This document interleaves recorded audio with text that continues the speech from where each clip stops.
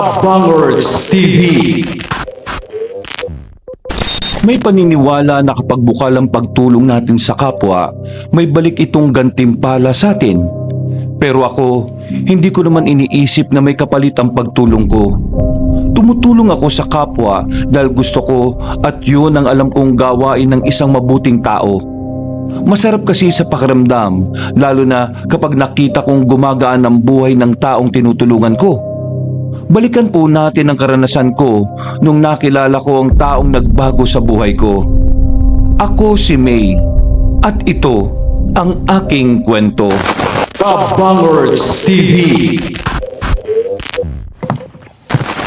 Oy, Sisterette! Bakit gising ka na? Ang aga pa. Tulog pa tayo konti, please. 5:00 pa lang, oh. Sige lang, Bax. Tulog ka pa. Okay na ako. Nagkakape na ako kaya gising na diwa ko. Mamaya mo pa naman aasikasuhin yung mga binili sa ating palay, di ba? Bakit ang aga mong gumising? Nasanay na katawan ko gumising ng ganito kaaga. Ewan ko nga eh. Pagod naman ako kahapon. Oo nga. Daming ganap sa bukid kahapon. Tapos, ang dami pang nagpagamot sa akin. Naubos ang energy ko, Day. Sige, sorry ah. Hindi ko pa kaya bumangon eh. Sleepy pa talaga ako. Nagising lang ako para magwiwi eh. Sige na, tulog ka na. Gisingin na lang kita mamaya. Paano yung mga gawain bahay? Baka hindi ko matapos yung mga labada ko kung mamaya pa ako gigising. Hindi tayo pwedeng malate sa pagde-deliver ng mga palay. Ako na bahala, Sisterette. Huwag ka na mag-alala. Alam kong napagod ka kahapon. Kaya magpahinga at matulog ka pa. Ang bait talaga. O sige, sleep pa ako ha. Love you, sis.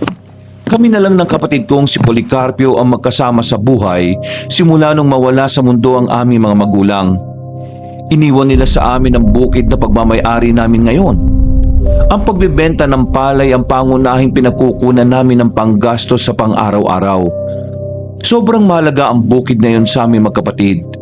Dahil naalala namin ang mga magulang namin sa tuwing may inaasikaso kami o kahit kapag nakatitig lang kami roon. Nakatatak na sa aming mga puso ang masasayang alaala ng aming pamilya nung nabubuhay pa sina mama at papa. Pagkatapos kong magkape, nilabang ko muna ang mga damit namin ni Policarpio. Sa kanya sana nakatoka ang mga labada, kaso pagod pa rin siya hanggang sa mga oras na yon.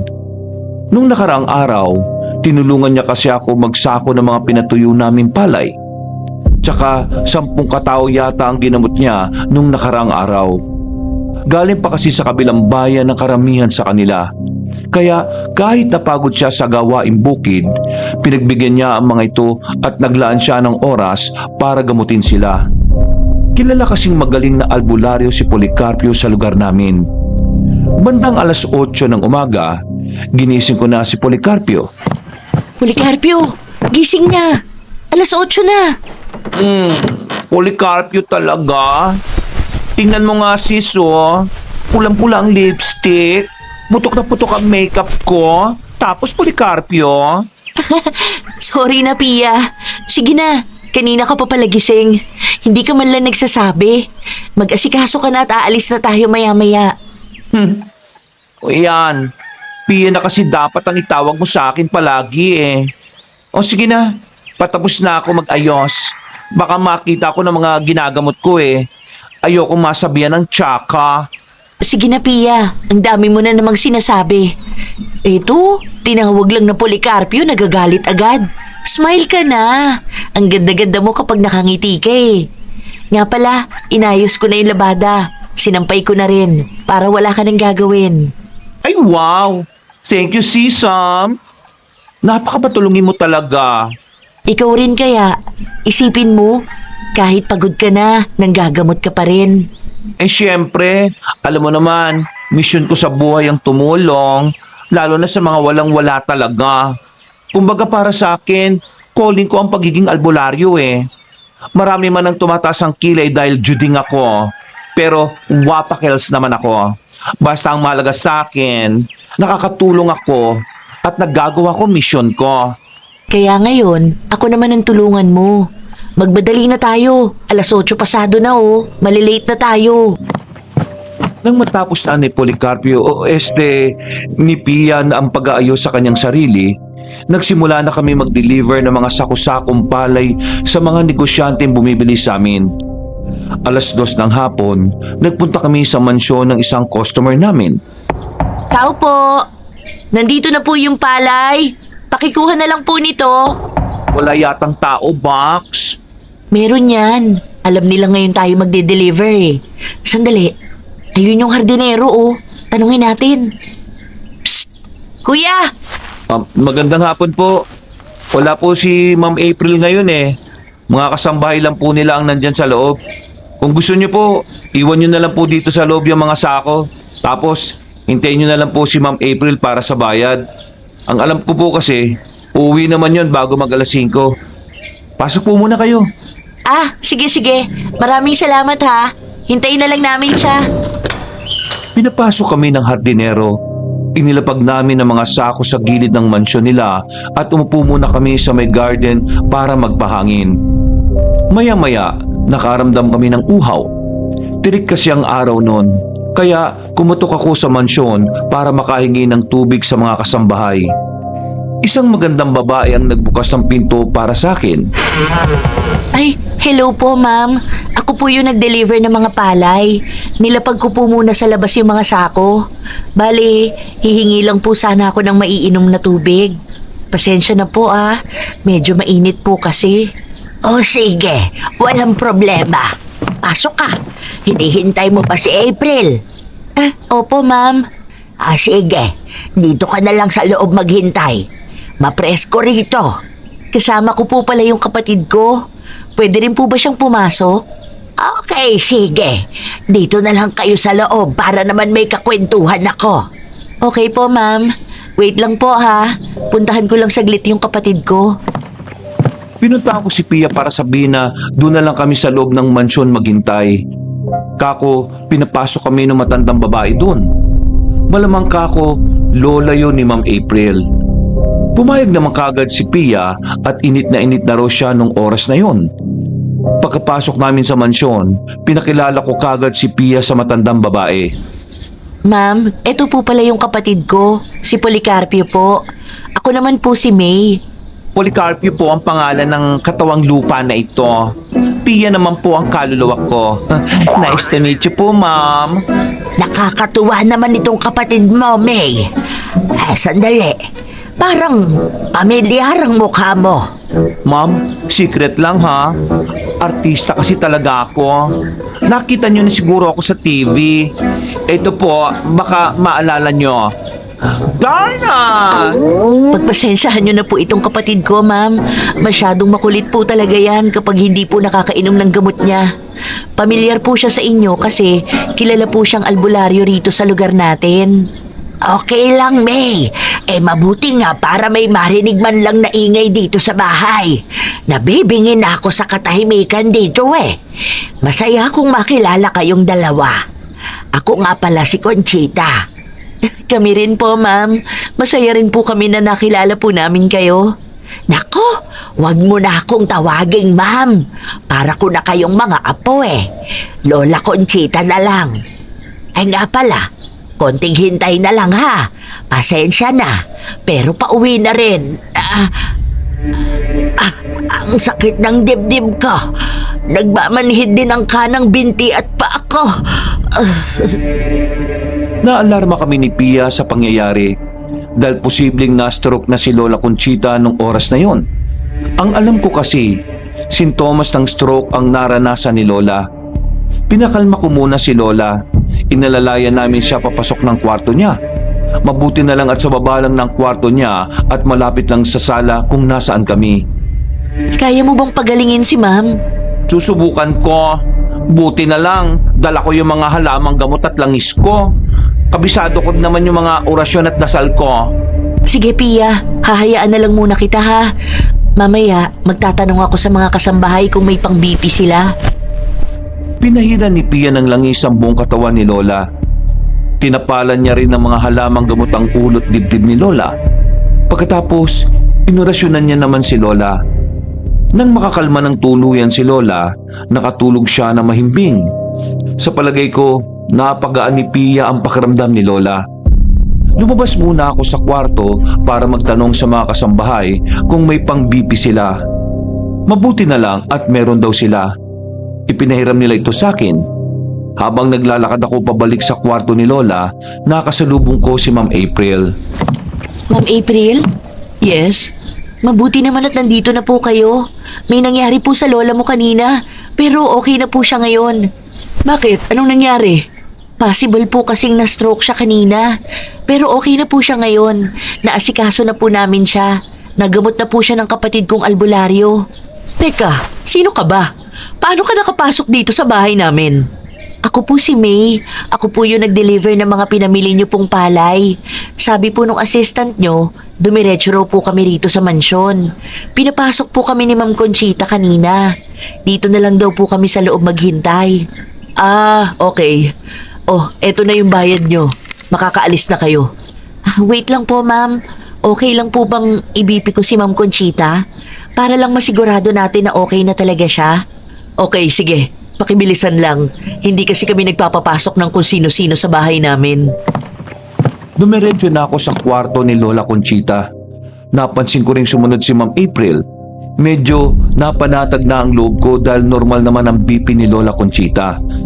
Tinanong ko rin si Policarpio kung may gagawin pa ba siya kay Lola. Maayos na raw ang pakiramdam ni Lola. Kailangan lang daw niyang magpahinga para mabawi niya ang kanyang lakas. Nilapitan ko si Ma'am April para kausapin. Ma'am, okay na po si Lola. Pero mas okay sana kung dalhin niyo pa rin siya sa ospital para matingnan siya ng maigi ron. Hindi na. Masyadong magastos. Sabi mo okay naman na siya, di ba? Opo, pero posible kasing na-stroke siya kanina. Base po sa obserbasyon ko sa kanya, pwedeng TIA o transient ischemic attack po yung nangyari sa kanya kanina. Tinatawag din po itong mini stroke. Kailangan po siyang maipatingin para makumpirma natin kung ano talaga ang nangyari sa kanya. Kung mini stroke po yun, warning na po yun sa possible severe stroke. Dapat po ipa-ospital niyo po siya para maresetahan po si ma'am ng gamot. Alam mo ba ang mga gagawin para maiwasan na ma-stroke siya ulit? Opo, ma'am. Kailangan may baguhin sa lifestyle ng lola mo. Bawal po siyang ma-stress. Saka kailangan din niya po ng gamot. O sige, sandali. Bakit nga pala alam mo yung mga yan? Nursing po ang course ko dati. Hindi lang po ako nakatapos ng pag-aaral. Iginugol ko na po kasi yung buhay ko sa bukid namin eh. I see. Ganito, para hindi ko na ipa-ospital si Lola, pwede bang ikaw na lang ang maging personal nurse niya? Babayaran kita. Huwag ka mag-alala. Ha? Bakit po? Sabi ko nga po, hindi ako nakapagtapos ng pag-aaral. Sige na, kaysa naman maghanap pa kami ng iba, ikaw na lang. Saka mukhang mapagkakatiwalaan ka naman kahit papano. Sige na, pumayag ka na. Malaki-laking pera rin ang ibabayad ko sa'yo. Mas malaki pa kaysa sa kinikita mo sa pagbebenta ng palay. Sandali lang po, ma'am. Pag-iisipan ko po. Pinuntahan ko muna si Pia para hingi ng opinyon niya. Sinabi ko sa kanya lahat ng napag-usapan namin ni Ma'am April. Sis, ako nang bahala sa bukid, okay? Sige na, payag ka na. Malaki rin ang may tutulong mo para kay Lola. Tsaka malaking pera rin naman ang parating sa'yo. Sige, naaawa rin nga ako kay Lola. Parang lagi siyang mag-isa lang dito. Yung mga kasambahay naman nila, parang busy naman sa kanya-kanyang gawain. Mabuti na rin naman na may makakasama at mag-aalaga kay Lola. Nilapitan ko ulit si Ma'am April para ipaalam ang desisyon ko. Sige po, ma'am. Pumapayag na po ako. Ako na po ang bahala mag-alaga kay Lola. Good! Pwede ka na magsimula bukas. Pumunta ka rito ng 7:00 ng umaga. Lunes hanggang Sabado ang trabaho mo. Isang araw lang ang magiging pahinga mo. Pwede kang umuwi-uwi sa inyo kung gusto mo. Sige po, ma'am. Salamat po.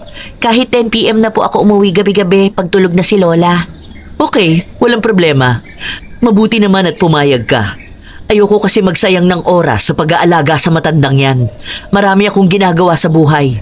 Pabigat na talaga sa akin yung gurang na yan eh. Huwag naman po kayo magsalita ng ganyan, ma'am. Lola niyo po yan.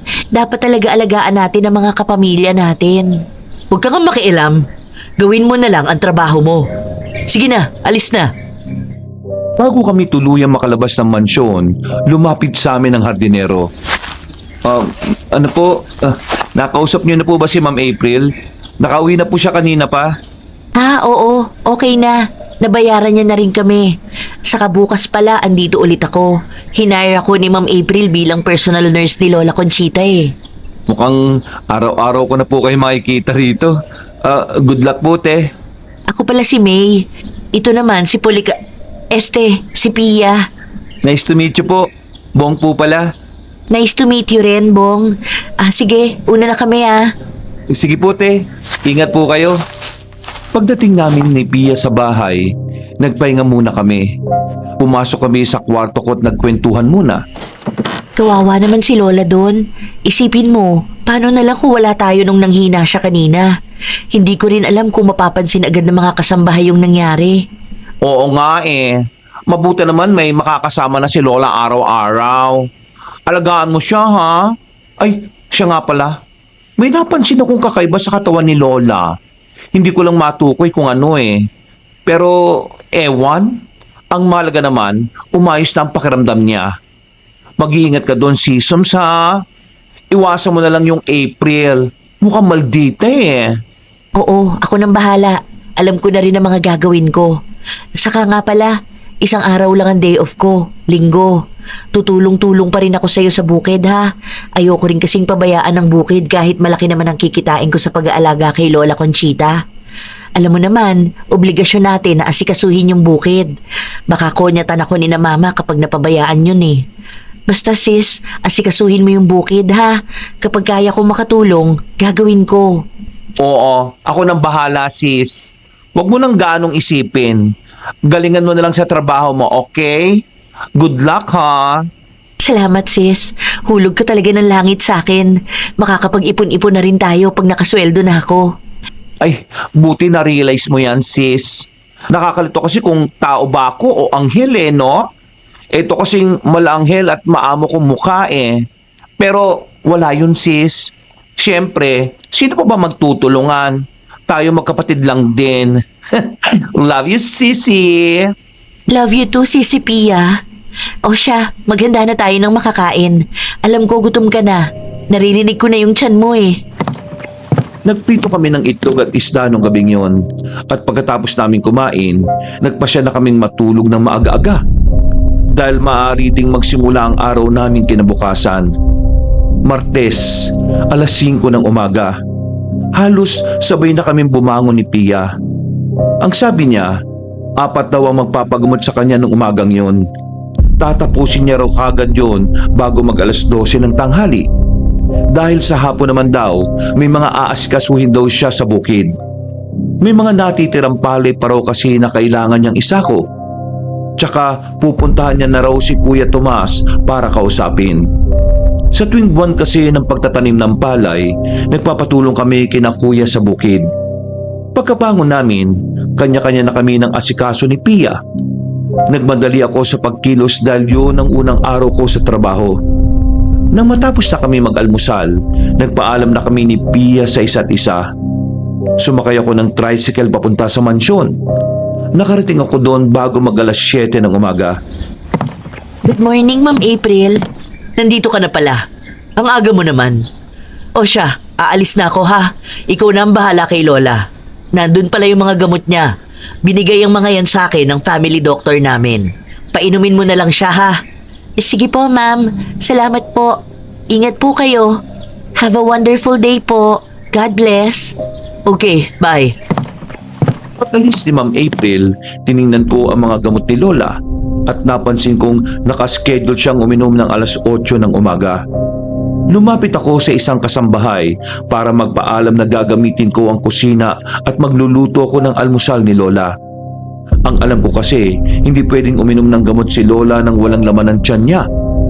Pagkatapos ko maganda na pagkain, itlog, gatas, konting kanin at saging, pumasok na ako sa kwarto ni Lola para gisingin siya. Good morning, Lola. Gising na po kayo. Kailangan nyo na po mag-almusal at uminom ng gamot. May, bakit nandito ka? Nandito po ako para alagaan kayo, Lola. Hinire po ako ni Ma'am April bilang personal nurse niyo po. Talaga? May makakasama na ako rito araw-araw? Opo, Lola. Aalagaan po kita ng mabuti. Gusto ko po maging healthy ka. Heto na po ang pagkain nyo. Hinanda ko po ito para sa inyo. Kain na po kayo para makainom ka na rin po ng mga gamot mo. O sige. Salamat, Iha, ha? Sa totoo lang, ang saya ko ngayon. Okay po yan, Lola. Dapat lagi po kayo masaya para iwas stress po. Pagkatapos ko pakainin si Lola, pinainom ko na rin siya ng gamot niya. Niyaya niya ako palabas ng kwarto. May mga gagawin daw kasi siya sa mga negosyo nila. Kailangan niya raw kausapin yung mga kasosyo niya sa mga negosyo niya.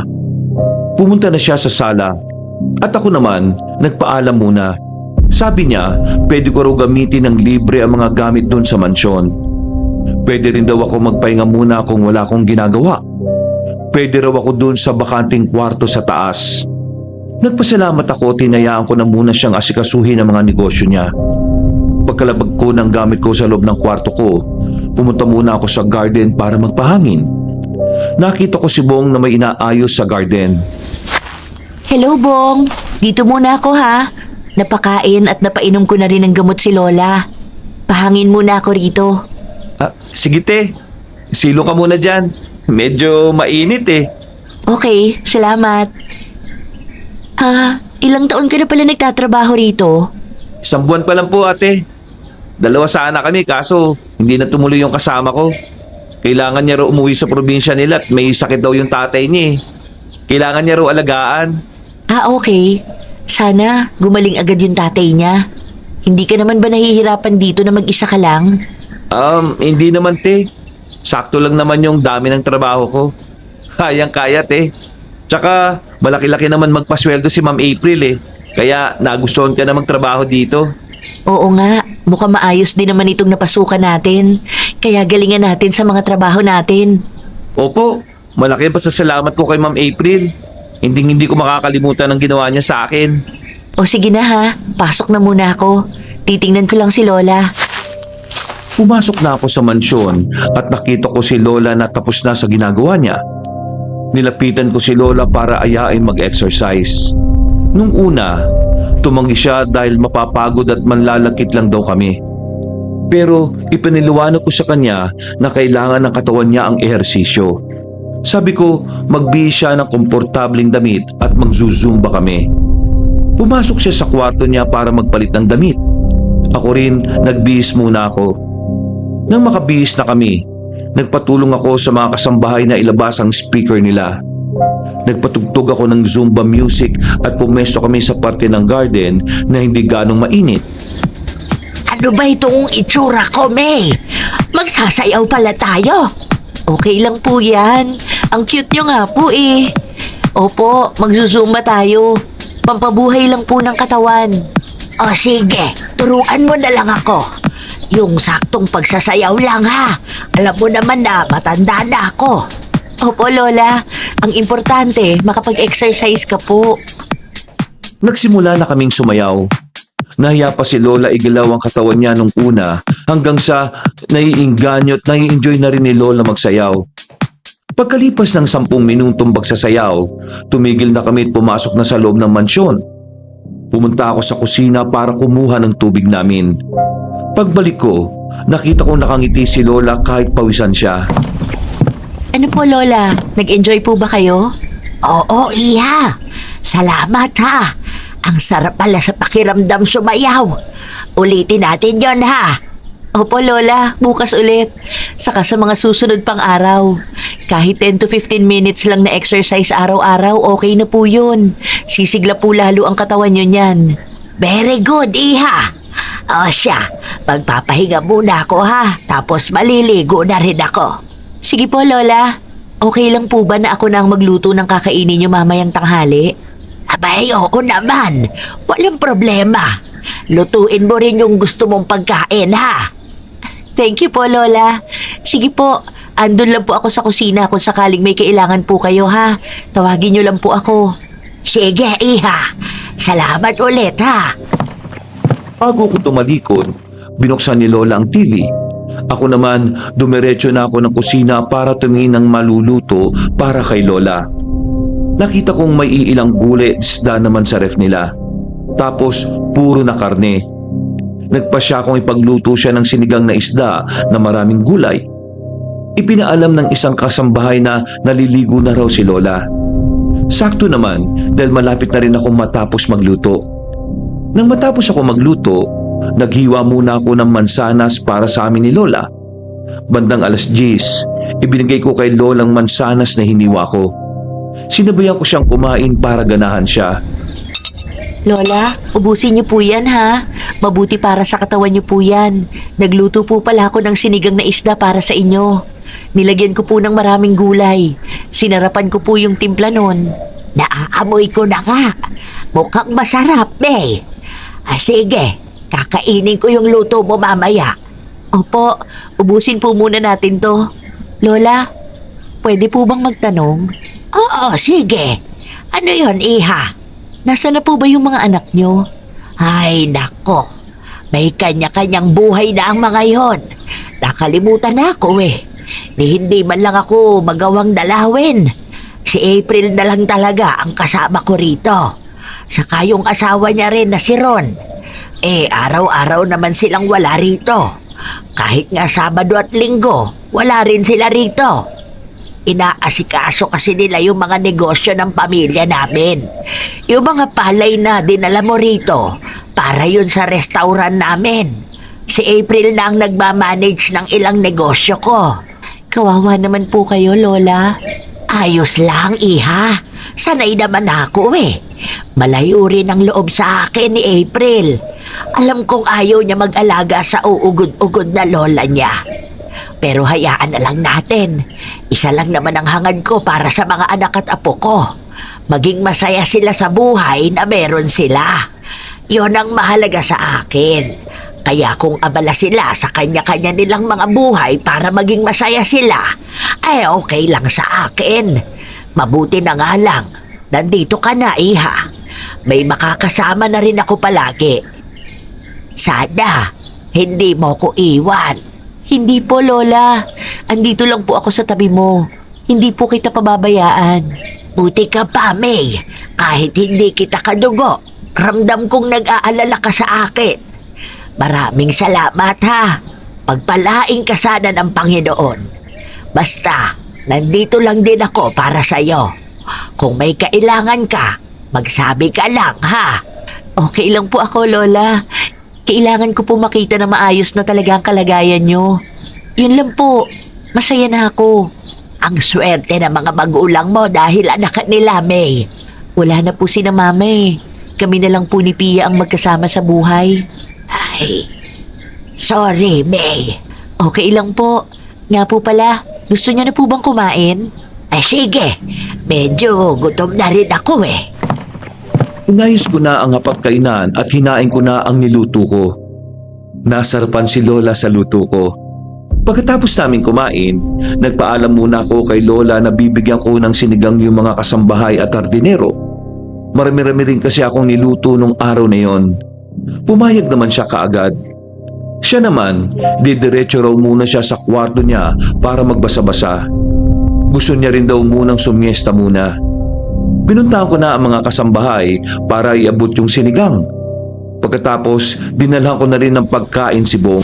Uy, Bong, nagluto ako ng sinigang na isda. Ito para sa'yo. Marami kasi ako niluto. Sinabay ko na kayo kanina. Binigyan ko rin yung mga kasambahay eh. Uy, mukhang masarap ah. Paborito ko pa naman yung sinigang na isda. Nakakatakam ah. Ako, salamat ah. O ikaw, tara, kain. Sige lang, tapos na ako. Eat well, Bong. Pagkabigay ko ng pagkain kay Bong, sinilip ko sa kwarto si Lola. Nakita kong nakatulog siya. Inayos ko ang mga gamot niya at nagpasya ako magpahinga rin muna. Kaya pumasok ako sa kwarto ko. Nakaidlip din ako ng 1 oras.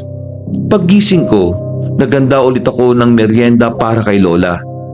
Bago naman dumilim, nagluto na rin ako ng panghapunan namin. Pagkatapos namin kumain, inaya ko manood ng teleserye si Lola hanggang sa makaramdam siya ng antok. Sinabi ko kay Lola na uuwi na ako ng 10:00 pero hindi siya pumayag dahil delikado na raw sa labas. Nakiusap din siya sa akin na tabihan ko raw siya sa pagtulog. Kapag nakatulog na raw siya, pumasok na lang daw ako sa kwarto ko. Wala na akong nagawa kundi sumang-ayon. Ayaw niya kasi talaga akong payagan na umuwi ng 10 oras ng gabi. Kung gusto ko raw umuwi, ipagpabukas ko na lang daw kapag maliwanag na. Tinawagan ko na lang si Pia para ipaalam na hindi ako makakauwi. Maya-maya, inantok na si Lola. Kaya pagkalinis niya ng katawan niya, pagkapalit ng pantulog na damit at pagkasipilyo, pumasok na kami sa kwarto niya. Humiga na siya at ako naman naupo sa tabi niya. Tulog na po kayo, Lola. Hahaplusin ko po ang likod nyo tapos susuklayan ko po kayo hanggang sa makatulog kayo. Ay, nakaka-relax naman yan, Iha. Salamat ha. Maya-maya, pasok ka na rin sa kwarto mo. Alam kong pagod at antok ka na.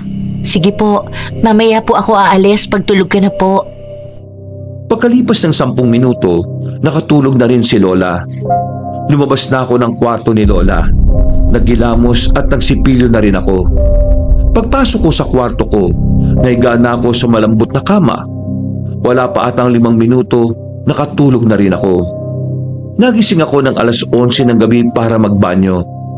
Pagkatapos ko magbanyo, naisipan kong tingnan si Lola. Gusto ko lang masiguro noon na mahimbing ang tulog niya. Pagsilip ko, nagulat ako dahil gising siya at nakaupo sa may bintana. Nakatingin lang siya sa langit ng gabing yun. Bilog na bilog ang buwan noon. Pagtingin ko sa orasan, 11:11 na noon. Hinayaan ko na lang siya. Hindi na ako nagpakita dahil sa isip ko noon, baka antukin na lang siya. Baka kasi kapag nakita niya ako, mas lalong hindi siya antukin. Kaya bumalik na lang ako sa kwarto ko at natulog na lang ulit. Kinabukasan, nagising ako ng alas 4 ng umaga. Naisip kong umuwi nung oras na yon, pero nagpasya ako na sa linggo na lang umuwi. Sayang din naman kasi ang pamasahe kung aaraw-arawin ko ang pag-uwi. Bumangon na ako at nagtimpla ng kape. Naganda na ako noon sa pagsisimula ng araw ko. Habang nagkakape ako, tinawagan ko si Pia. Hello, Pia? Gising ka na ba? Oo, si Sums. Kanina pa ako gising. May mga magpapagamot kasi mamayang alas 7, kaya gumising na ako ng maaga. Ikaw, napatawag ka. Uuwi ka ba ngayon? Yun nga, sis eh. Kaya ako tumawag para ipaalam sa'yo na hindi ako makakauwi ngayon. Sa linggo na lang, sis. Sayang din kasi ang pamasahe eh. Okay, sige.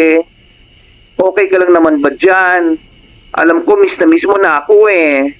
Oo, ayos lang ako. Ang bait-bait sa akin ni Lola Conchita. Si Ma'am April naman, laging wala rito. Hindi nga umuwi kagabi eh. Ay, mabuti naman. Mas okay na yun para hindi ka niya matarayan. Baka masira lang ang araw mo eh. Hayaan mo siya. Kung taraya niya ako, di sige lang. Basta ako, nagtatrabaho ko ng maayos. Basta naaalagaan ko si Lola. O siya, mag-aayos-ayos na muna ako rito ha. Saka maliligo pa ako. Nga pala sis, pwede ba akong humingi ng pabor? Oo, sige. Ano ba yon? Kung may libre kang oras mamaya, pwede bang pumunta ka rito? Dalhan mo naman ako ng mga damit oh. Saka yung iba mga kailangan ko pa. Please, para makita na rin kita. Nakakamiss yung kakulitan mo eh. O sige, dadaan ako mamayang hapon dyan. Wala naman ako masyadong gagawin sa hapon eh. Okay na rin naman yung mga gawain bukid. Tsaka, nakausap ko na sina kuya. Okay na. Tutulungan daw nila tayo magtanim sa susunod na buwan. Ay, salamat naman sisi. Basta ha, huwag mong pababayaan yung bukid. Siyempre naman sis. O sige na, magkasikaso na muna tayo. Bye-bye. Ingat ka lagi. Love you. Ikaw rin. I love you too sis. Bye! Nagsimula ng araw namin ni Lola ng alas 8 ng umaga. Paggising niya, nagpasya ako na hindi na siya tanungin tungkol sa nakita ko. Baka kasi magalit siya o sumama ang loob. Baka mas stress pa siya. Wala akong naging problema sa pag-aalaga kay Lola dahil masunurin naman siya at napakabait niya sa akin. Lagi niya ring sinisigurong maayos ang kalagayan ko. At ganun din ako sa kanya. Sinisiguro kong maaalagaan at mapapasaya ko siya. Kinahaponan, dumating sa mansyon si Pia. Pia, Sisi! Buti naman nakarating ka. Thank you ha. May mga dala rin akong kakanin dyan para sa inyo ni Lola. Halika, pasok ka. Andun sa loob si Lola. Tamang-tama. Nagbe-merienda na kami. Mamaya ka na umuwi. Sabayan mo muna kami. Nagluto ako ng sopas. Wow! May pasopas! O sige, kainin natin yung mga dala kong pichi-pichi at sapin-sapin. May maruya rin dyan sa loob. Sige, ihahain ko na rin yung mga dala mo. Dumiretso na kami sa pagkainan. Lola, si Pia po. Dumaan lang siya rito saglit para dalhin yung mga damit ko. May mga dala po siyang kakanin. Ito po oh. Hello po, ma'am. Oh. Kain po tayo. Mukhang masarap itong pasopas ng sisi ko, ha? Hi, Pia! Masarap nga talaga yan. Patikim ako nitong sapin-sapin, ha? Ang sarap din, ha? Pagkatapos namin magkwentuhan, umalis na si Pia. Ako naman, inayos ko na ang mga damit ko sa kwarto. Maya-maya, nagluto na rin ulit ako ng panghapunan namin. Nagprito ako ng tilapia. Nagluto rin ako ng ginataang kalabasa at sitaw. Kinagabihan, pagkatapos namin maghapunan, ganun pa rin ang ginawa namin. Nanood kami ng teleserye hanggang sa antukin kami. Tinabihan ko ulit si Lola sa pagtulog. Hindi ko rin inaasahan na mauulit yung nangyari nung unang gabi ko sa mansyon. Nakita ko na naman si Lola na nakatingin sa langit ng eksaktong 11:11 ng gabi. Naulit din yun ng mga sumunod na gabi. Kaya nagtaka na ako sa totoong nangyayari kay Lola. Kaya nagpasya na akong tanungin siya. Lola, may itatanong lang po ako. Pero wag po sana kayong magagalit o sasama ang loob sa akin. Nagtataka po kasi talaga ako kung ano po ang nangyayari sa inyo. Ano ba yon, Iha? Ilang gabi ko na po kasi kayong nakikitang gising ng bandang 11:11 p.m. Tapos nakadungaw lang po kayo sa bintana. Nakatingin po sa langit. Para bang kinakausap nyo rin po yung langit. Pwede po bang malaman kung bakit nyo po ginagawa yon? Ah, yun ba? Humihiling kasi ako sa universe na sana gabayan niya ang mga anak, apo at mahahalagang tao sa buhay ko. May paniniwala kasi na kapag humiling tayo pag eksaktong 11:11 ng gabi, tuto pa rin daw yun ng Diyos. Kaya halos gabi-gabi, sinisigurado kong makakahiling ako. Ramdam ko kasing malapit na akong mawala sa mundong ito. Malapit ko nang makasama ang pinakamamahal kong asawa. Okay lang po na magdasal o humiling kayo kapag 11:11 ng gabi. Wala naman pong masama doon. Kung yun po ang pinaniniwalaan nyo. Pero wag naman po sana kayo magsalita tungkol sa kamatayan. Diyos lang po ang may alam kung kailan niya tayo kukunin. Hindi ko alam, May. Nararamdaman ko lang talaga. Pero hayaan mo na. Huwag mo nang isipin yon. Okay lang naman ako ngayon eh. Sige po, ito po pala yung mga gamot nyo. Inom na po kayo. Kinagabihan, nagising na ulit ako ng 11:11 pasado. Uhaw na uhaw kasi ako pagkagising ko. Kaya lumabas ako para uminom ng tubig. Habang naglalakad ako papalapit sa kusina, may narinig akong ingay doon. Kinabahan ako dahil baka ako pinasok na kami na magnanakaw. Naganap ako ng pwedeng ipampupukpok o ipapalo sa magnanakaw kung sakali. Nakakita ako ng baseball bat sa paligid. Kinuha ko kaagad ito at pumunta ako sa kusina. Laking gulat ko nang makita kong naroon si Lola. Nakita kong kinakain niya yung mga hilaw na karne sa ref. Siya pala yung gumagawa ng ingay nung oras na yon. Lola, bakit niyo po kinakain yan? Hilaw po yan. Tama na po, bitawan niyo po yan. Ano po ba nangyayari sa inyo, Lola? Sabihin niyo po sa akin kung may problema po kayo. Gagawin ko ang lahat para matulungan po kayo. Wala, May. Ganito lang talaga ako. Ha? Hindi ko po kayo maintindihan, Lola. Noon pa man, kumakain na talaga ako ng hilaw na karne. Ano po? Bakit niyo po ginagawa yan? Sa tingin ko po, walang tao na nasa tamang katinoan ang gagawa po niyan. Hilaw na karne po yan eh. Yun nga eh. Hindi naman kasi ako tao, May. Ha? Ang labo po. Isa akong aswang, May. Natural sa aming mga aswang ang kumain ng sariwang karne ng hayop. Imbis na inosenteng tao ang kainin namin, hayop na lang. Kaya, pasensya ka na sa akin kung nakita mo akong hayok na kumain itong karne. Nagugutom lang ako.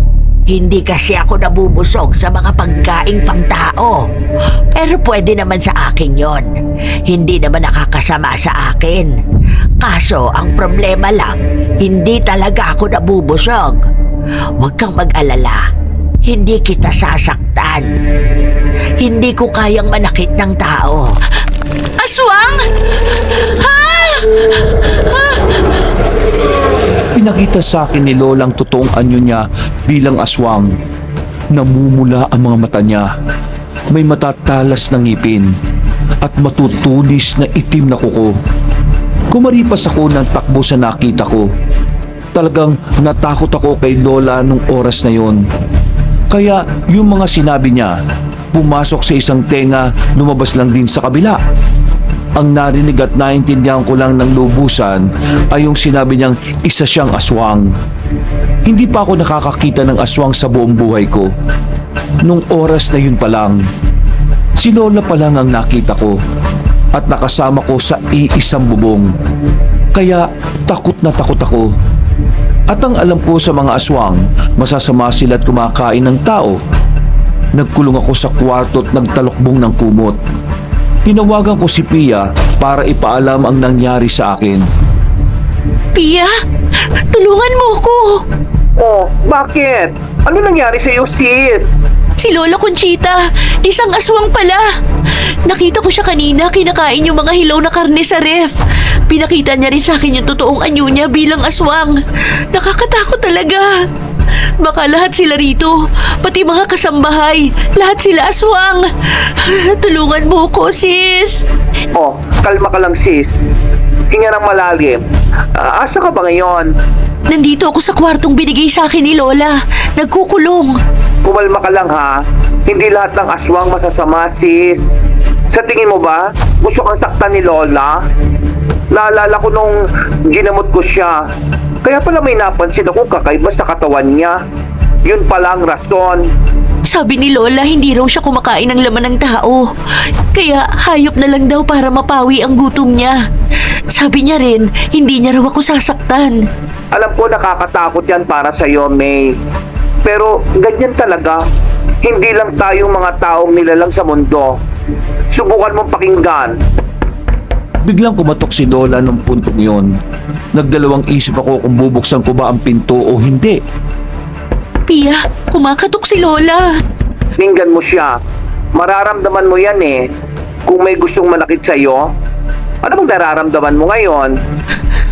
Sa totoo lang, natatakot pa rin ako. Pero hindi ko man lang siya pinakinggan kanina. Kasi tumakbo na agad ako papunta rito sa kwarto. Sige, Pia. Bubuksan ko ang pinto at makikipag-usap ako kay Lola. O sige, sis. Basta, mag-iingat ka pa rin, ha? Buksan ko na ang pinto. Hawak ko pa rin ang baseball bat sa puntong yon. Nakita ko si Lola na bumalik na sa itsura niyang pangtao. Pero dumistansya pa rin ako sa kanya habang nagiging alerto. Sa isip ko noon, kung sakaling aatakihin niya ako, papaluin ko kagad siya sa ulo.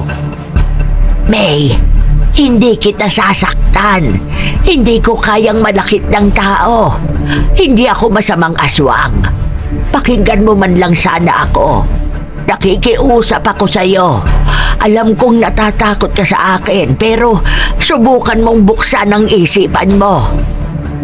Napahawak ako sa dibdib ko habang umiiyak. Lola, hindi niyo po ba talaga ako sasaktan? Hindi niyo po ba ako papatayin? Hindi, May. Sorry po, Lola. Binitiwan ko ang baseball bat na hawak ko at niyakap ko ng maigpit si Lola. Naramdaman ko rin kasi na isa talaga siyang mabuting aswang. Nakonsensya ako dahil naisip ko siyang saktan kung sakaling atakihin niya rin ako. Ayos lang, May. Naiintindihan kita. Kahit naman yata sinong tao, kapag nakakita ng aswang ay matatakot din. Kaya huwag ka nang umiyak, iha. Sorry rin dahil hindi ko agad sinabi sa'yo. Ayoko kasing matakot ka sa akin tapos umalis ka rito. Mahalaga ka sa akin. Ikaw lang ang nakakasama ko rito araw-araw. Ikaw lang ang nag-aalaga sa akin. Pinapasaya mo rin ako lagi. Para bang nakaramdam ako na may pamilya ako nang dahil sa'yo, iha. Kahit hindi na parte ng trabaho mo yung pagpapasaya sa akin, ginagawa mo pa rin. Maraming salamat talaga, iha. Walang anuman po. Mahalaga ka po kasi sa akin, Lola. Nakikita ko rin po kasi sa inyo yung lola ko. Kaya gagawin ko po ang lahat para maalagaan at mapasaya ko po kayo. Pagkatapos ng pag-uusap namin, tinabihan ko ulit si Lola sa kama niya. Hinaplos ko ang likod niya at kinantahan ko rin siya para makatulog siya ng mahimbing. Nang tulog na siya, bumalik na ako sa kwarto ko. Nawala na yung takot ko kay Lola kaya nakatulog na ako kagad paghiga ko. Lumipas ang ilang buwan na naging masaya talaga si Lola base sa obserbasyon ko. Naging masigla at masiyahin siya. Lagi lang din siyang nakangiti kaya masaya rin ako sa trabaho ko. Isang hapon, ipinagluto ko siya ng pansit na may mga gulay. Naglagay rin ako sa plato niya ng isang pirasong hilaw na karne. Lola, magmerienda po muna kayo. Uy, salamat naman. Nakakagutom yung mga ginawa ko kanina sa negosyo eh. Ang dami kong nakausap na kung sino-sino. Pero okay lang na napagod ako. May masarap naman akong merienda. Ipagtitimpla ko po kayo ng gatas, Lola, ha? O sige, iha. May juice dyan. Kumuha ka na rin para sa sarili mo, ha? Salamat po, La. Nga po pala, si Ma'am April po ba aswang din? Oo, iha. Nasa lahi na talaga namin ang pagiging aswang.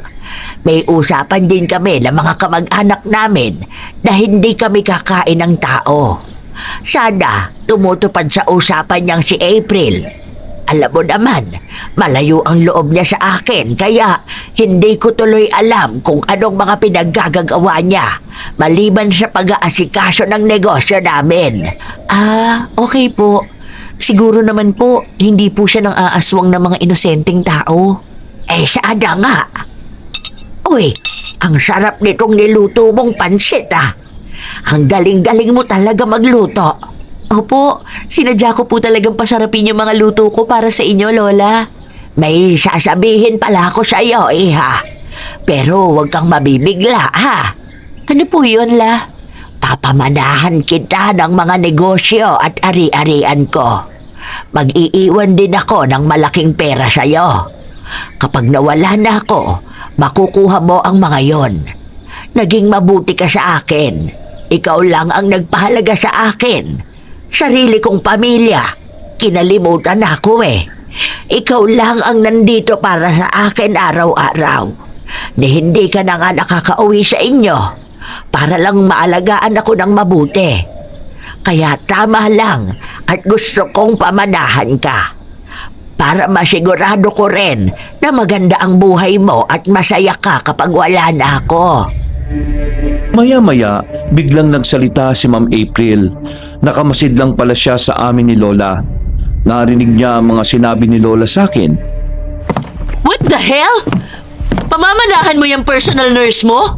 Ni hindi mo nga kaano-ano yan? Huwag kang sumigaw, April.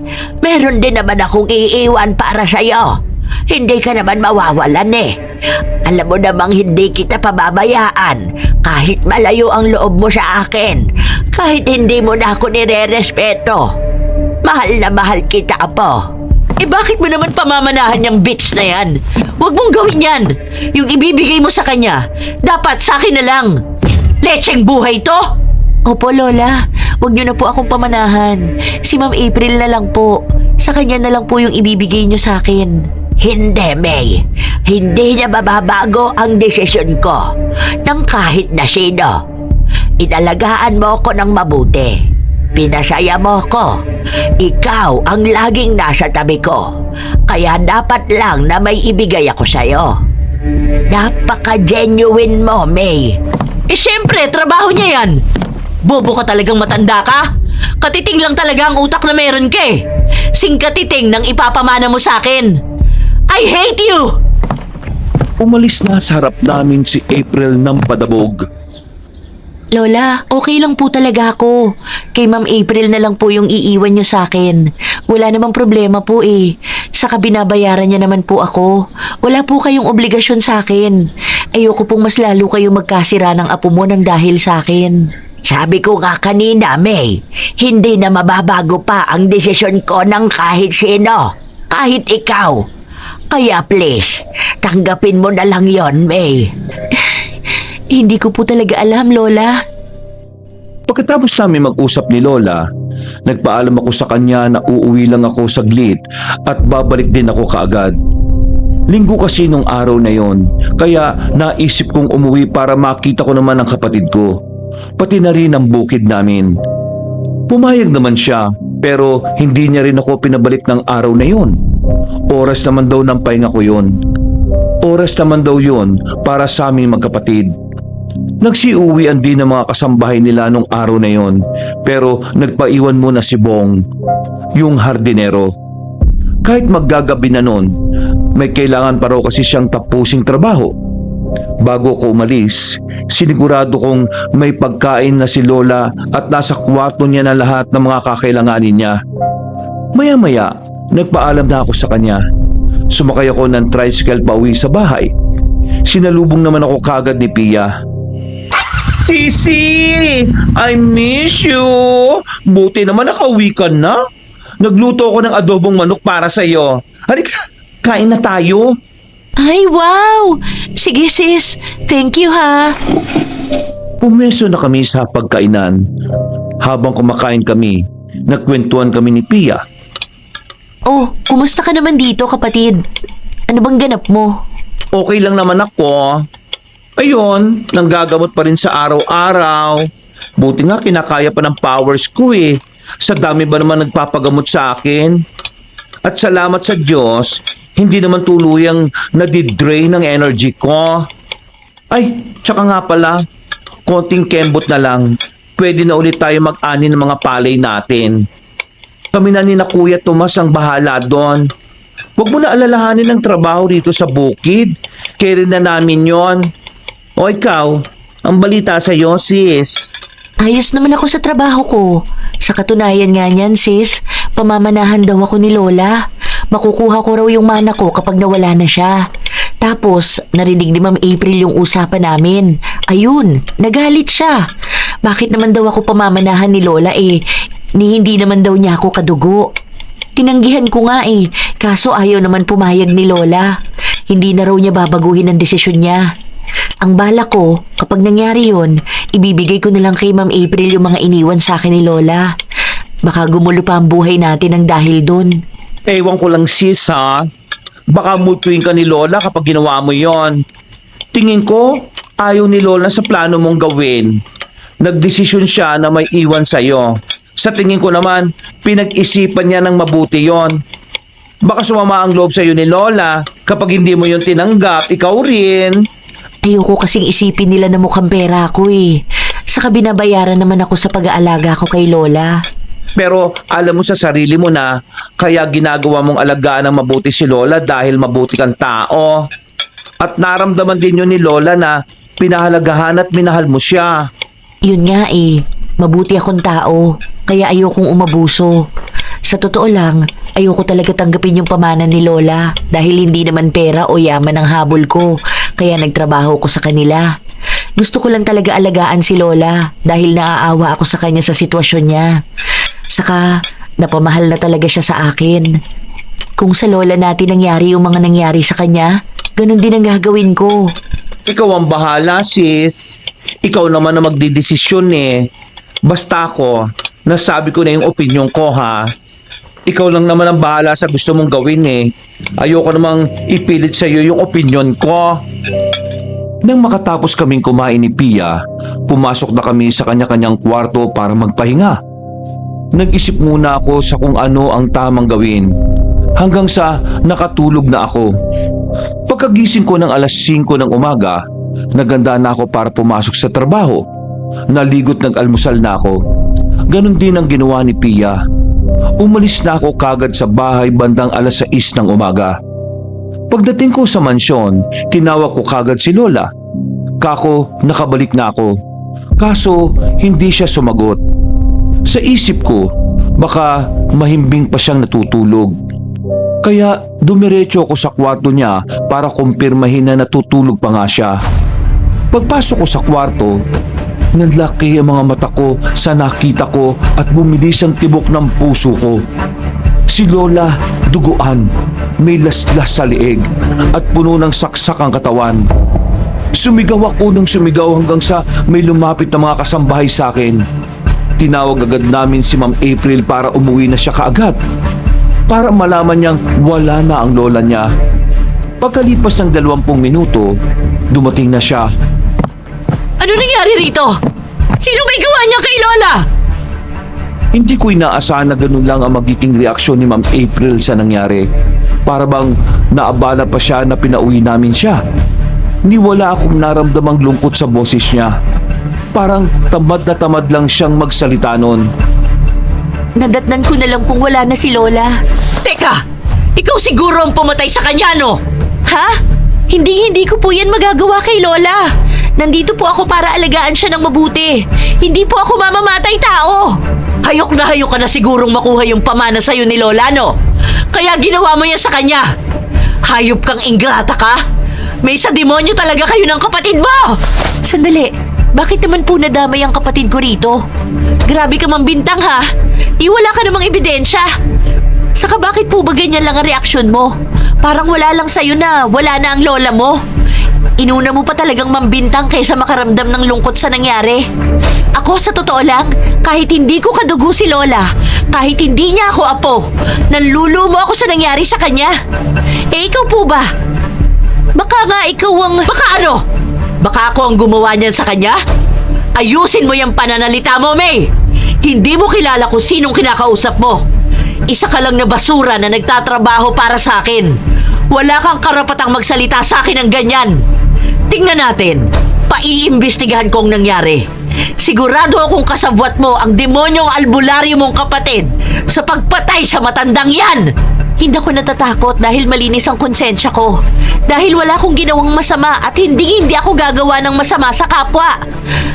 Baka ikaw pa. Sinugod ako ni Ma'am April at hinatak niya ng malakas ang buhok ko. Sige, subukan mo magsalita pa. Hindi lang yan ang aabutin mo sa akin.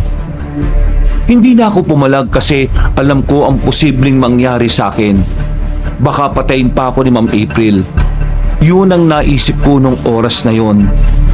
Nung mapansin niyang hindi na ako nagsalita pa, binitiwan niya ako. Lumabas na ako agad ng kwarto noon. Pero hindi ako umalis sa mansyon. Nanatili ako doon hanggang may mga dumating na pulis para mag-imbestiga sa nangyari. Dumiretso ako sa garden at doon nakita kong nagtatrabaho pa rin si Bong. Bong, bakit nagtatrabaho ka pa riyan? Alam ko may mga paparating na pulis mamaya eh. Okay lang, te. Marami pa kasi akong tatapusin eh. Hindi mo ba alam yung nangyari kay Lola? Halangang bitukan ng taong may gawanan sa kanya. Masunog sana ang kaluluwa niya sa impyerno. Oo nga po. Kawawa si Lola. Sana mahuli nila yung pumatay kay Lola. Grabe yung ginawa ng taong yun kay Lola. Hindi ko masikmura. Nakapanlulo mo, Bong. Sana pala hindi ko nalang iniwan si Lola. Sana hindi na lang ako umuwi sa amin. Kung siguro hindi ako umuwi, buhay pa sana si Lola ngayon. Wala kang kasalanan, te. Huwag kang magsalita ng ganyan. Lahat naman ng nangyayari sa mundo may rason eh. Rason? Anong rason? Bakit dinanas ni Lola yon? Alam ko namang mamamatay tayong lahat balang araw eh. Pero hindi ko gustong mamatay si Lola sa saksak, sa paglaslas ng leeg niya. Sana payapa man lang yung pagkamatay niya kung oras niya na talaga. Huwag ka na mag-isip ng kung ano-ano, te. Wala na eh. Nangyari na. Wala na tayong magagawa. Meron pa tayong magagawa para kay Lola. Dapat mapanagot natin ang taong gumawa nun sa kanya. Dapat mabigyan natin ng hustisya ang pagkamatay ni Lola. Maya-maya lang, dumating na ang mga pulis para mag-imbestiga. Wala na rin ang katawan ni Lola doon sa kwarto niya. Dinala na siguro sa imbalsamador. Tinanong ng mga pulis si Ma'am April. Narinig kong sinabi niya na wala daw siya sa mansyon nung nangyari ang krimen. Nandun daw siya sa isang bahay nilang mag-asawa. Nakauwi daw siya sa mansyon dahil tinawagan namin siya. Inisa-isa rin ng mga kasambahay na tinanong ng mga pulis. Iisa lang ang sagot nila. Wala silang lahat sa mansyon nung pinatay si Lola dahil nagsiuwian silang lahat. Tama nga naman. Sa naalala ko, nag-uunahan pa nga silang umuwi. Pagkatapos silang tanungin ng mga pulis, ako naman ang pinagtuunan ng pansin ng mga pulis. Umuwi rin po ako, sir. Wala po talagang naiwan na makakasama ni Lola rito sa mansyon kagabi. Umuwi po ako kasi kailangan kong tingnan din yung bukid namin.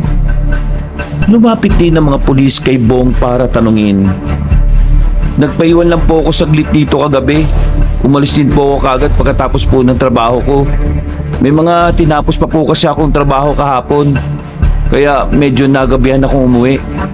Mga bandang alas 7 ng gabi po ako umuwi, sir. Sir, huwag na po kayo mag-aksaya ng oras. Alam ko na po kung sino ang salarin. Kahapon po kasi, sabi ng lola ko, pamamanahan niya raw yung personal nurse niya kapag nawala na raw po siya. Eh sa tingin ko, yung babaeng yan ang pumatay sa lola ko. Mukhang hayok na hayok makuha yung mana niya eh. Sigurado akong atat na siyang makuha ang mana niya. Kaya hindi na siya nakapaghintay. Kaya pinatay na niya si Lola. Sir, hindi po totoo yan. Wala po akong ginagawang masama. Eh ikaw ba, Ma'am April? Ikaw yung hindi ba kontento sa ibibigay sa'yo ni Lola, di ba? Ikaw nga ang walang pakialam kay Lola. Kung pagsalitaan mo nga siya, akala mo kaaway mo ang kausap mo. Sabi mo pa nga, di ba? Pabigat lang siya sa'yo. Ayaw mong alagaan siya. Ikaw yung walang respeto at pagmamahal sa sarili mong kadugo. Wala kang magandang relasyon sa lola mo. Pamamanahan ka pa nga raw niya kahit hindi mo siya nirerespeto. Kahit wala kang pakialam sa kanya. Baka po ikaw yung atat na makuha ang pamana niya. Pinatigil na kami ng mga pulis sa pagbibintangan namin sa isa't isa. Puro lang daw kami salita. Wala daw kaming ebidensya. Babalik na lang daw sila para mag-imbestiga pa sa pangyayari. Ako naman, nagpasya na rin akong umuwi para hindi na kami magkasagutan pa ni Ma'am April. Palabas na sana mga pulis, pero natigilan sila sa pagtawag ni Ma'am April. Mga sir, may CCTV nga pala kami dito sa mansyon. Pwede nating i-review ang CCTV footage para malaman na talaga kung sino ang salarin. Opo, tingnan natin yung CCTV footage para mapatunayan na wala po akong kasalanan. Pumunta kami sa isang kwarto at tiningnan namin yung CCTV footage. Nakita doon na isang lalaking nakatakip ang muka at may suot na kwintas ang pumasok sa bahay bandang alas 9 ng gabi. Nakita na pumasok siya sa kwarto ni Lola at pinagsasasaksak siya. Hindi man lang nakapalag si Lola. Mabilis kumilos at mapuwersa ang lalaki. Wala kaming ideya kung sino ang lalaking yon. Tinanong kami ng mga pulis kung may kaaway ba raw si Lola o ang pamilya nila. Wala po, sir. Napakabait ni Lola. Wala pong kaaway ang pamilya namin, sir. Kaya nagtataka ko kung sino ang totoong gumawa nito kay Lola. Kung ang intensyon niya ay magnakaw, wala na sana yung mga mamahaling gamit namin sa mansyon. Tinangay niya na sana. Kaso, parang matindi ang galit kay Lola o sa pamilya namin nang gumawa nito sa kanya. Susubukan daw kilalanin ng mga pulis kung sino ang lalaking yon.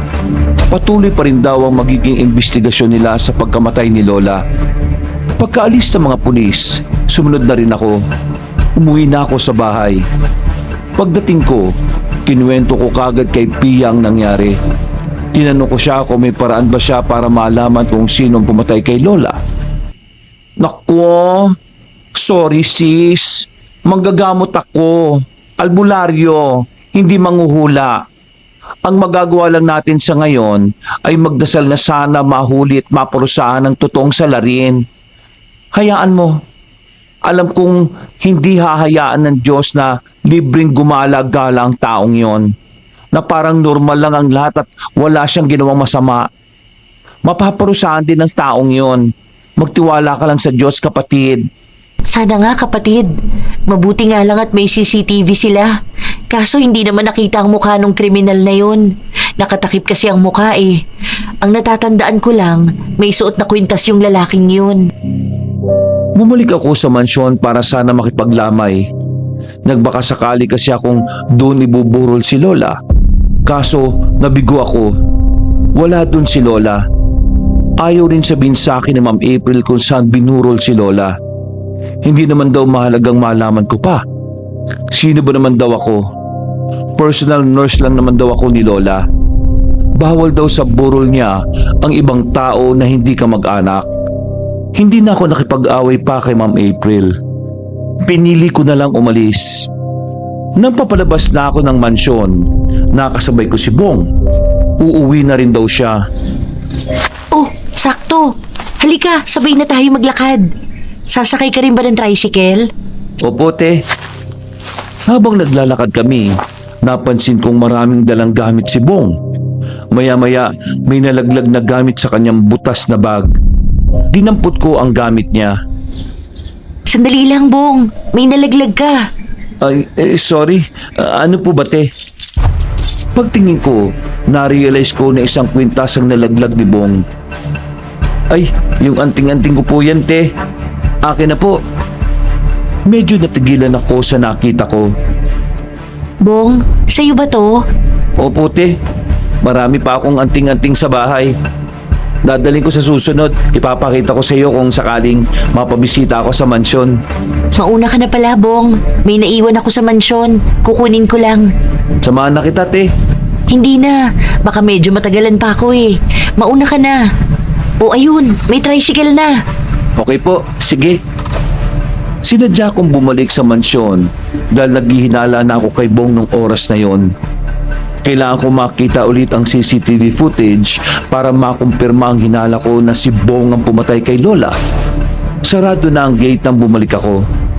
Tinawag ko si Ma'am April para pagbuksan ako. Ma'am, papasukin niyo po ako. May kailangan lang po ako makumpirma. Kailangan ko po makita yung CCTV footage ulit. Mukhang alam ko na po kung sino ang salarin. Alam ko pong hindi ikaw. Kaya please, papasukin niyo na lang po ako. Siguraduhin mong may patutunguhan yung gagawin mong ingrata ka. Tiningnan na namin yung video at nakita kong magkapareho yung kwintas ni Bong at kwintas ng lalaki sa CCTV footage. Ma'am, alam ko na po kung sino ang totoong salarin. Sino? Sigurado ka ba? May ebidensya ka ba? Si Bong po. Nakikita niyo po ba yung kwintas ng lalaki sa video? Kaparehong kapareho po niyan yung kwintas ni Bong. Hayop na batang yun. Pagkatapos ko siyang tulungan, ganito ang gagawin niya sa amin. Babalik po ako rito para hulihin siya. Sana po makipagtulungan kayo sa akin para mabigyan natin ng hustisya ang pagkamatay ni Lola. Alam ko pong malayo ang loob nyo kay Lola pero pakiusap po. Sa huling pagkakataon po, tulungan niyo po ako para po kay Lola. Sige. Napag-isip-isip ko na dugo at laman ko pa rin naman si Lola. Lola ko pa rin siya kahit na pagbalik-balik na rin pa ang mundo. Hindi ko lang talaga makalimutan na pinabayaan niya si Mama dati dahil sa pagkalulong niya sa pagpapayaman. Isipin mo, namatay si Mama nang hindi man lang siya dumalaw sa burol ng anak niya. Busy raw siya sa mga negosyo niya. Inuna niya pa ang mga negosyo niya kaysa sa sarili niyang anak. Kaya po pala malayo ang loob niyo sa kanya. May pinaguhugutan po pala kayo. Pero tama po kayo. Kahit may nagawa mang mali si Lola noon, hindi mababago ang katotohanan na Lola mo pa rin siya. Sigurado rin naman po akong pinagsisisihan niya na lahat ng pagkakamali niya. Ngayon po, magtulungan tayo para kay Lola. Babalik ako rito sa Makalawa para maipakulong na natin si Bong. Sige, tatawag na rin ako agad ng mga pulis para may sapat na tayong ebidensya. Ipapahuli na natin siya. Salamat po, Ma'am April. Salamat din, May. Pasensya na rin sa mga nasabi ko sa'yo noon. Okay lang po. Sige po, uuwi na po muna ako. Araw na ng pagbabalik ko ng mansyon. Nakarating ako doon ng alas 7 ng umaga. Dumiretso ako sa kwarto ni Ma'am April para tanungin siya kung handa na ba ang lahat. Sumang-ayon naman siya. Makalipas ang ilang oras, dumating na rin sa mansyon si Bong. Uy, Bong! Andito ka na pala. Dala mo ba yung mga anting-anting? Ay, opo. Dala-dala ko yung iba. Pero nasa bahay yung karamihan eh. Pero dala ko po yung kwintas ko. Patingin nga ako. Parang gusto ko rin tuloy mangolekta ng mga ganito. Bakit ka po pala nandito? Wala naman. Walang ganong ganap sa bahay kaya napabisita ako. Gusto ko rin makita yung mga sinasabi mong anting-anting eh. Albularyo kasi yung kapatid ko. Baka sakaling makatulong sa panggagamot niya kung magkakaroon kami ng mga ganyan sa bahay. Ay, oo nga pala. Nag-almusal ka na ba? Hindi pa nga po eh. Ay, tamang-tama. Wala si Ma'am April. Tara, kain muna tayo. Naalala ko kasi yung sabi sa akin ni Lola noon na pwede ko raw gamitin ang lahat ng makikita ko sa mansyon. O sige po, gutom na rin ako eh. Ano bang gusto mong almusal? May hotdog at itlog ata doon. Halika, magpiprito ako. Sige ate. Pumasok na kami sa loob ng mansyon at dumiretso sa kusina. Naganda na ako ng makakain namin. Sinangag, hotdog at itlog. Kumain na kami at pagkatapos namin kumain, ipinakita na sa akin ni Bong yung kwintas niya at ibang mga anting-anting niya pa. Patingin nga ako ulit ng kwintas mo. Astig naman pala nito. Sana magkaroon din ako nito. Kung interesado ka sa pagiging antingero te, pwede kita turuan. Gusto mo ba? Okay lang ba? Ito palang kwintas na to. Suot mo ba to nung huling araw ni Lola? Nung bago siya mamatay? Suot mo ba to nung pagpasok mo rito sa mansyon nung gabing namatay si Lola? Oo te. Teka, bakit mo na itanong yan? Kasi, huli ka na. Ma'am April, pwede na po kayo lumabas. Teka, bakit po? Wala naman po akong masamang ginagawa ah. Huwag niyo po akong pusasan. Bitiwan niyo ako. Huwag ka na magmaang-maangan pa, Bong. Bisto ka na. Nasa harap na namin ang ebidensya. Bakit mo nagawa yun kay Lola? Napakabuti ni Lola tapos ganun ang isusukli mo sa kanya? Hindi ko alam ang sinasabi niyo. Kahit hindi ka umamin, Bong, makukulong ka pa rin. Kumpleto kami ng ebidensya, oh. Mga sir, iwan niyo po muna kami pagkatapos niyo po siyang pusasan. Gusto ko pong makausap tong lalaking to. Lumabas muna ang mga pulis.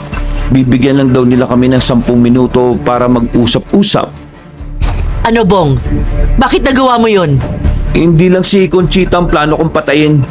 Pati ikaw rin, April. Pinasok ko itong teritoryo niyong mga aswang kayo para magiganti. Hindi ko makakalimutan ang ginawang pagpatay ng nanay mo sa mga magulang ko. Minalas lang kayo dahil hindi niyo ako napatay nung gabing yon. Ang galing ko magtago, no? Pero nandun ako. Nakita ko kung paano winarak ng demonyo mong nanay ang katawan ng mga magulang at kapatid ko. Buti na nga lang, namatay na yung hayop na babaeng yun.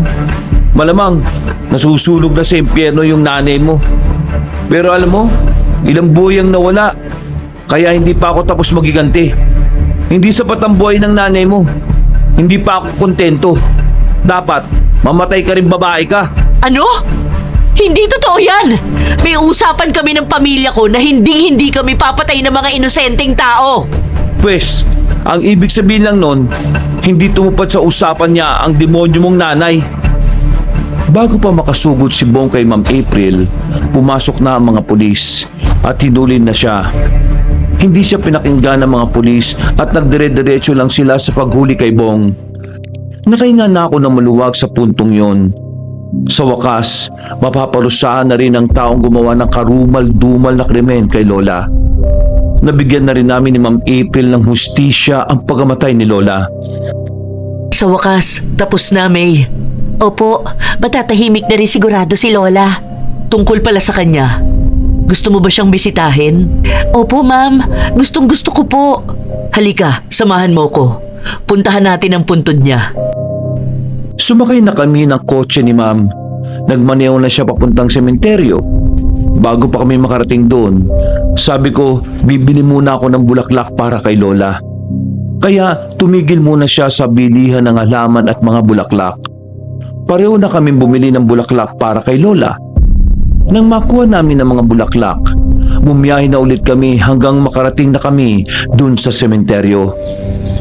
Lola Conchita, nakakalungkot po talaga yung nangyari sa inyo.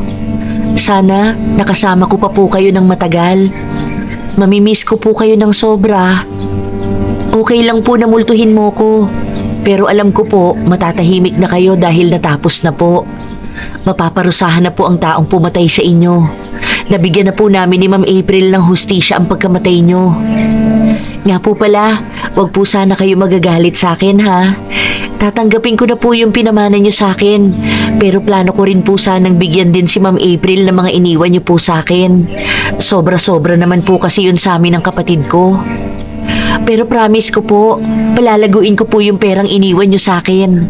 Aalagaan ko rin po ng mabuti yung mga negosyo na binigay niyo po sa akin. Huwag ka po mag-alala. Bibisi-bisita pa rin po ako sa mansyon para magdala po ng palay para sa restaurant po ng apo nyo. Kita nyo naman po, nasa mabuting kalagayan po kami ng apo nyo.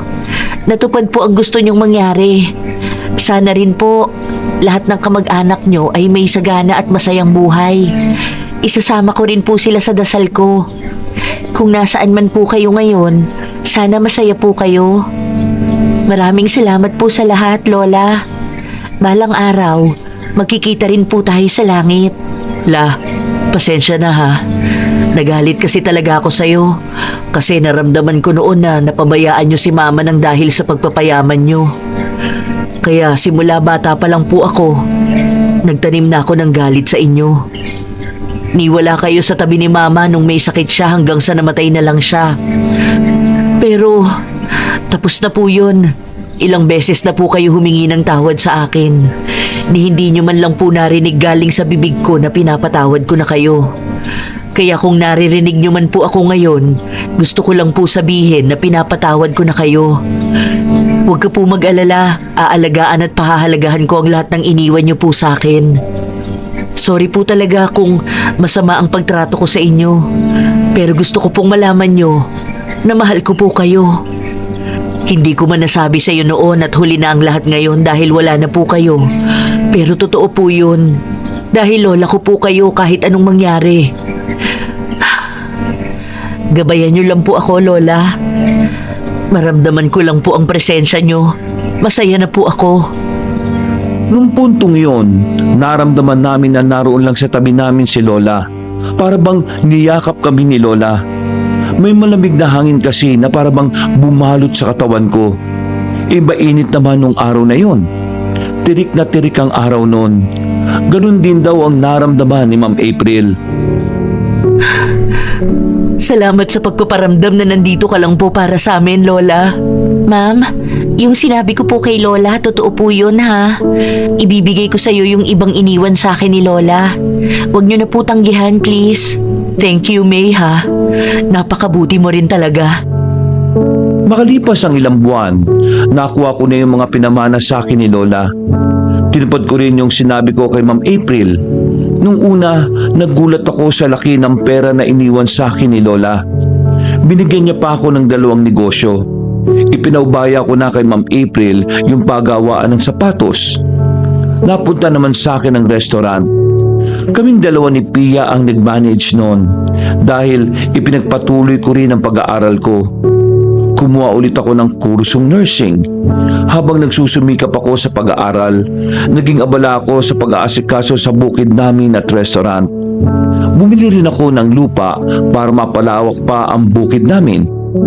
Linggo ng umaga, habang nagkakape kami ni Pia at nakatingin lang sa bukid, napag-usapan namin ang mga nangyari. Grabe sis, grabe yung pag-usad ng buhay natin dahil kay Mamo Conchita. Yayamanin na tayo. Oo, akalain mo yun. Simpleng magsasaka lang naman tayo. Tapos yumaman tayo ng ganito nang dahil sa kanya. Alam mo, gabi-gabi bago ako matulog, kinakausap ko siya pagkatapos ko magdasal. Tapos minsan, nararamdaman ko na nasa tabi ko lang talaga siya. Tingin ko, ganun din siya kay Ma'am April. Nagpaparamdam din siya. Puti hindi ka natakot sis. Hindi ah. Sabi ko nga sa kanya nung bumisita kami ni Ma'am, okay lang na multuhin niya ako eh. Saka kahit guni-guni ko lang yung nangyayari sa akin o gawa-gawa lang ng imahinasyon ko, ramdam ko talaga ang presensya ni Lola dahil natatak na rin siya sa puso ko. Uy, sino yon? Si Mamo ba yung nakita ko? Mananakot pa eh. Ewan ko sa'yo sis. Tara, mamasyal tayo. Linggo naman eh. Tapos bisitahin na rin natin si Lola. Hindi na kailangan sis. Si Lola na yung bibisita sa atin. Pia naman eh. Ha, joke lang ito naman. O sige na, tara na. Ligo na tayo kung gusto mong mamasyal. Amoy kanal na tayo eh. Huy, ikaw lang yun, no? Pumunta kami sa mall, namili kami ng kaunting gamit at kumain kami ni Pia. Habang kumakain kami, napadaan sa may inuupuan namin si Ma'am April at ang asawa niya. Binati ko kaagad siya at niyaya ko na rin kumain. Ma'am April!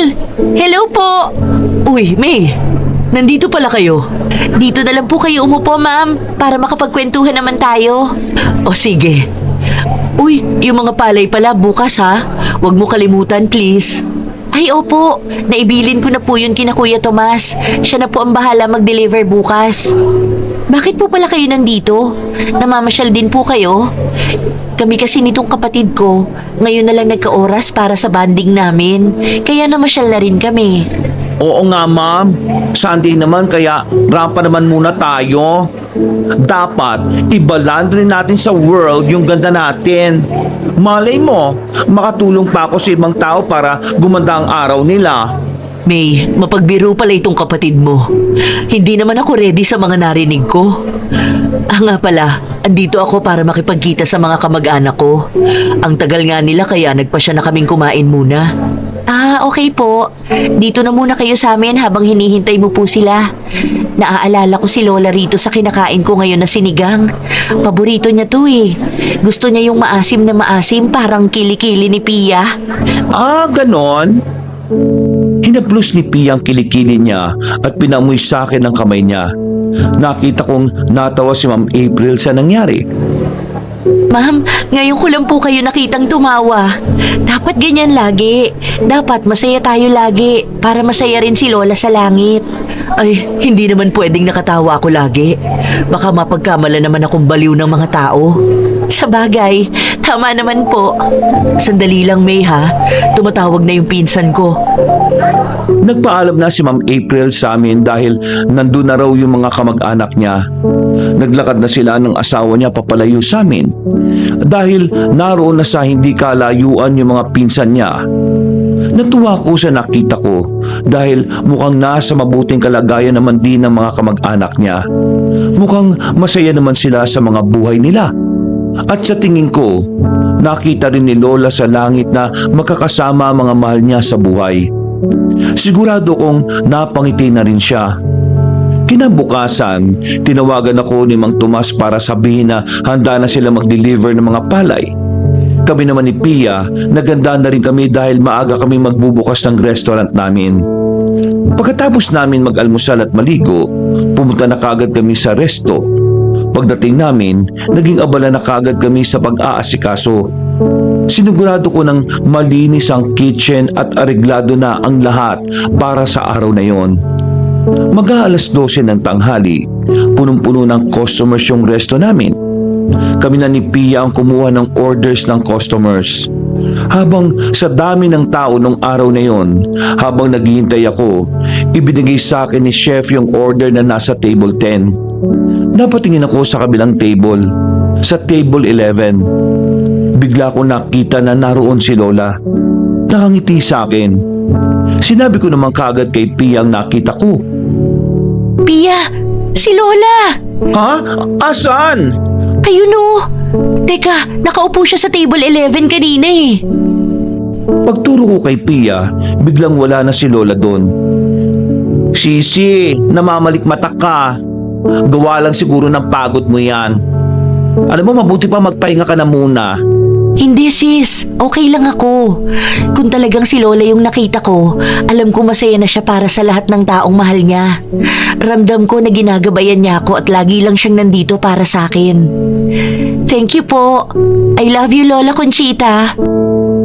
Dito ko na po tatapusin ang kwento ko, Kabanong. Gusto ko lang pong sabihin na gawin natin ang lahat para maiparamdam sa mga taong mahalaga sa atin, kaduguman o hindi, na mahal natin sila. Maging mabuti tayo, hindi para sa gantimpala, kundi dahil yon ang tama at ang gusto ng Diyos para sa atin. Maraming salamat po sa lahat ng sumubaybay.